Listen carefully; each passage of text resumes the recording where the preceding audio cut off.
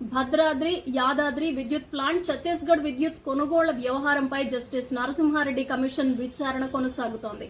BRK Bhavan లో commission కార్యాలయానికి తెజాస అధ్యక్షుడు ప్రొఫెసర్ కోదండరాం, విద్యుత్ శాఖ అధికారి రఘు వచ్చారు. ఇద్దరి వద్ద కమిషన్ వివరాలు అడిగి తెలుసుకున్నారు. అనంతరం కోదండరాం మీడియాతో మాట్లాడారు. గత ప్రభుత్వం తీసుకున్న అన్ని నిర్ణయాలను సమర్థించుకునే ప్రయత్నం చేస్తున్నారని అన్నారు. చట్టం ప్రకారం అందరూ నడుచుకోవాలన్నారు. ప్రజా సంక్షేమం కోసం ప్రభుత్వం తన అధికారాన్ని ఉపయోగించాలన్నారు. అభివృద్ది అంటే ఒకరిద్దరికి లాభం చేయడం కాదన్నారు. గత ప్రభుత్వ నిర్ణయాల వల్ల సాధారణ ప్రజానికానికి ఇబ్బందులు తలెత్తాయన్నారు. ఆ తప్పిదాలపై క్రిమినల్ చర్యలకు వెనకాడవద్దని కోదండరాం కోరారు.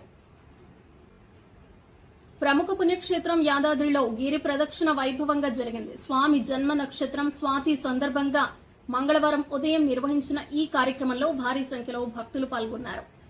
ప్రభుత్వ విప్ ఆలేరు ఎమ్మెల్యే బిర్లా ఐలయ్య, ఆలయ ఈవో భాస్కర్రావు సమక్షంలో వైకుంఠ ద్వారం వద్ద ప్రత్యేక పూజలు నిర్వహించారు. పౌర సరఫరాల శాఖ ద్వారా పేదలకు సరఫరా చేసే సరుకుల పంపిణీలో మోసం చేసిన వారిపై కేసులు నమోదు చేసి కఠిన చర్యలు తీసుకుంటామని పౌర సరఫరాల శాఖ మంత్రి నాదెండ్ల మనోహర్ స్పష్టం చేశారు. సరుకుల తూకాల్లో అక్రమాలకు పాల్పడిన వారు సహా వారి వెనక ఉన్నవారిని వదిలిపెట్టేది